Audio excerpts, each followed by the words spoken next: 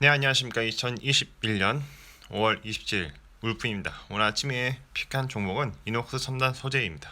결론적으로 예상보다 빠른 OLED 비중 상승이라는 내용으로 미래에셋에서 레포트가 나왔고요. 추세상 일본 기준선 반등 후 추가 상승을 기대한다는 내용입니다.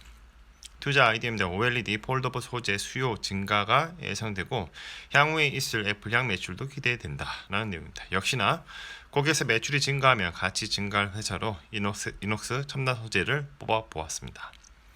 바이셀 메소드입니다. 첫 번째, 프리미엄 구간을 닫고 내려올 때요 매도를 하는 거고, 디스카운트 구간을 닫고 반등을 할 때 매수를 하는 것입니다. 차후에 동일한 패턴이 나오면 대응하면 되는 거고요. 여기서 프리미엄 구간은 매수가를 더 지불해야 추가 상승이 가능한 부분입니다. 그래서 프리미엄 구간에서 매도를 할 때 이 추세선을 닫고 내려오면 그때 매도를 하는 것입니다. 운이 좋으면 더 추가 상승할 수 있겠죠. 그래서 여기 프리미엄 구간에서 추가 상승한다는 것의 의미는 펀더멘탈 선의 변화를 의미합니다. 우리가 말하는 리얼 옵션의 퀀텀 점프라고 보시면 됩니다. 주가 추세상을 보면 150선을 반등 후 30선 돌파를 기대를 한다는 부분이죠. 여기 보면 파란 선에서 닫고 올라가는 부분이고 빨간 선에서 맞고 내려오는 흐름입니다. 저는 단타를 잘 못하기 때문에 이렇게 중장기적으로 보는데요. 파란 선이 내려올 때까지 기다렸다가 사는 겁니다. 그러다가 빨간 선에 닿으면 매도하고 나오는 것이죠. 오늘 조금 올라졌는데 경우에 따라서 추세가 좋으면 5% 뛰기를 해도 하셔도 좋고 10% 뛰기를 하셔도 좋습니다. 자, 이녹스 첨단 소재 미래에셋 김철중 연구원님께서 레포트를 올려주셨는데요. 2분기 매출액이 영업이익이 156억 원 됐고, OLED 매출 비중 상승 본격화가 예상되며 OLED 공정 소재 매출 비중이 60%, 그리고 저평가 영역 탈피가 필요하다라는 내용입니다. 이것도 중요한 내용인데 더 중요한 내용은 다음에 있습니다. 21년도 OLED 소재 매출액이 18% 정도 상향이 됩니다. 이유가 고객사 신규 라인 조기 가동 효과가 있는 거고요. 21년 스마트 플렉스 매출액이 19% 상향한다는 내용입니다. 이 스마트 플렉스 같은 경우에는 폴더블 신제품 매출 증가 본격화로 이렇게 상향이 예상된다는 것입니다.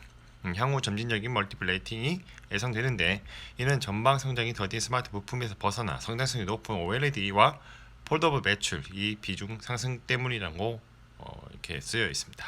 자, 뭐 하는 회사인가? 세 가지 소재 사업을 해요. 회로 소재 사업을 하고 반도체 소재 사업을 하고 OLED 소재 사업을 합니다. 여기 보면 이제 흔히 많이 쓰이는, 제가 이제 산업계에서 많이 쓰이고 있는 게 이제 저 같은 경우에는 커버레이와 블랙 커버레이 이 두 가지를 좀 썼었는데요. 네. 이녹스 첨단 소재가 제품이 정말 좋습니다. 네. 쉴딩 같은 것도 좋고, 이게 블랙 커버레이 같은 경우에는 이게 LED 판 뒷판에다가 이렇게 붙이는 거거든요. 간섭을 하지 말라고 이렇게 전자파 차폐 효과가 있는 건지 모르겠지만, 하여튼 테스트 용도로 좀 써봤는데 아주 좋다고 합니다. 근데 우리가 알고 있는 이런 이제 폴더블 같은 경우에는 TPU 테이프나 EMI 테이프 이런 소재가 있죠. 연구 개발도 이런 쪽으로 반도체, FPCB, 디스플레이, 그리고 자동차 첨단 소재나 차세대 에너지, 바이오, 나노신 소재 이런 쪽으로 연구 개발을 하고 있다고 합니다. 자, 그리고 이제 공시 내용을 좀 찾아보면 이제 IT 소재 사업 부문으로 사업을 진행하고 있고, 이제 FPCB 소재나 반도체 패키징 소재, 그리고 디스플레이용 OLED 소재 등 제조와 판매를 하고 있답니다. 주요 고객이 S사와 L사인데 다 알죠? 삼성 디스플레이와 LG 디스플레이입니다. 이제 매출 비중을 보면 제일 높은 게 FPCB 소재고, 그 다음이 제일 높은 게 또 이제 디스플레이 소재고, 그 다음이 FPCB 소재입니다. 이 플렉서블한 그런 소재가 정말로 잘 나간다는 거죠. 그래서 이제 내수와 수출로 이렇게 나뉘는데, 계속적으로 OLED용 소재가 지속적으로 상승하고 있음을 우리가 이제 숫자로 확인할 수가 있습니다. 예, 울프스 코멘트입니다. 제 생각에는 이 OLED와 플렉서블 폴더블 수요가 점점점 많아질 것이라고 말씀을 드리고 싶고요. 아까쯤에도 언급드렸다시피 애플량 매출이 증가하면 이건 향후예요. 향후 이제 폴더블 폰이 나오게 된다면 이녹스 첨단 소재의 제품도 증가하게 될 것이다. 왜냐하면 삼성 디스플레이와 LG 디스플레이는 대한민국만 대표하는 게 아니라 전 세계를 대표하는 디스플레이 업체입니다. 이들 매출이 올라가면 당연히 리눅스 첨단 소재의 매출도 올라갈 거라고 기대해 봅니다. 서버 스토리입니다. 인플레이션 시대의 새로운 시작. 제이드 조던님의 내용을 갖고 왔는데요. 되게 이제 인사이트가 재밌고 또 이제 흥미진진한 내용이 좀 많습니다. 그래서 이제 오늘 영상으로 이제 인플레이션 시대의 새로운 시작이라는 내용이 올라왔는데요. 두 줄로 요약하자면 7월 이후에도 인플레이션이면 테이퍼링을 선언할 수도 있다라는 내용이 있고, 중국을 해체하기 위한 미국의 서플라이 체인, 미국 자국 내에서도 반도체 공장에도 추가 투자를 진행하고 또 이제 동남아 쪽이나 뭐 인도 쪽 시장을 또 이제 개척을 하겠죠.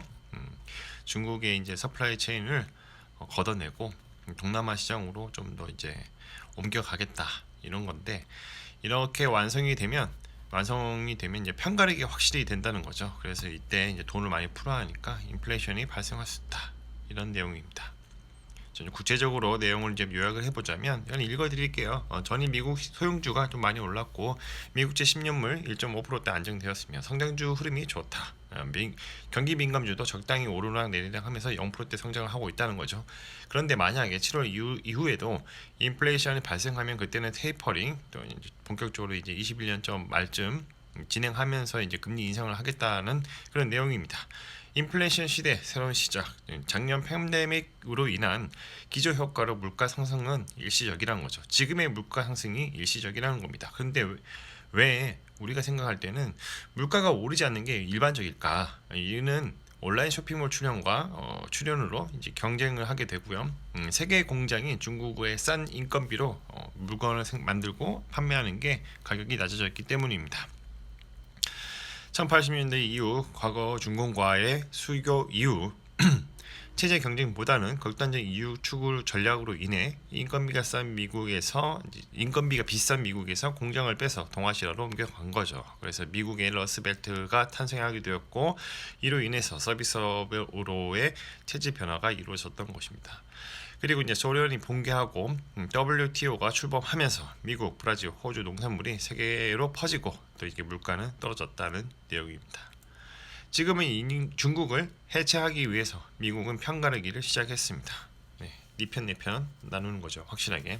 그래서 쿼드라고 해서 호주, 인도, 일본, 미국 이렇게 쿼드고, 파이브 아이즈라고 해서 영국, 뉴질랜드, 호주, 캐나다, 미국 이렇게 되어 있으며 대만과 또 손 잡으면서 이제 편가르기를 진행하고 있는 거죠. 미국은 서플라이 체인을 동남아 국가로 체인을 완성하려고 하고 있습니다. 미국 내 반도체 공장은 또 이제 반도체 공장 투자해서 반도체만 이제 첨단 산업만 서플라이 체인을 미국에 두는 거죠. 이는 이 모든 과정과 행동은 중국을 대체하려는 것입니다.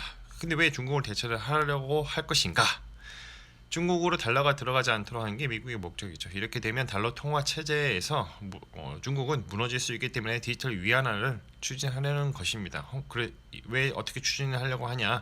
홍콩에 있는 다량의 금을 신용 담보로 해서 자기네들의 디지털 위안화에 신용을 좀 부여하겠다는 거죠. 근데 만약에 이제 디지털 위안화는 이런 중앙 집중식 통화는 경제 대책에도 유리하고 돈의 흐름을 파악하거나 소비 흐름을 파악하는 데 용이합니다. 그리고 통제가 가능한 거죠. 그래서 이러한 이유로 암호화폐를 때려잡는 것입니다. 방해가 되는 거니까요. 또 일례로 최근에 이제 중국의 쌍순환 전략으로 내수 시장을 개방을 하니 중국에는 또 단기 투자 자금이 좀 들어오고 있습니다. 그런데 사실상 이런 단기 투자 자금보다는 장기 투자 자금이라고 해서 외국인들이 직접 투자를 하는 거죠. 공장을 짓고 돈을 넣고 이러한 활동을 해야 되는 거죠. 이런 장기 투자 자금이 좀 들어와야 장기간 기술 독립 자금으로 쓸 수 있는데, 이런 미중 전쟁이 지속되면 이제 미국과 중국은 각각의 서로 시장을 만들려고 할 것입니다. 이제 두 개의 시장이 생기면 미국, 중국 서플라이 체인 국가가 수혜를 볼 것이라고 합니다. 그러니까 다시 말해서 미국과 중국을 대상으로 하는 수출국에서는 괜찮하다는 것입니다. 그 다음으로는 이 SK증권의 이호수 팀장님의 내용을 좀 갖고 왔는데요. Long Fix with Inflation이라는 전략이 나왔습니다. 이게 무엇이냐? 6월달, 7월달에 이제 테이퍼링을 정말 시작을 하면 주가는 떨어지겠죠. 그래서 Short Inflation이라고 얘기를 하는 거고요.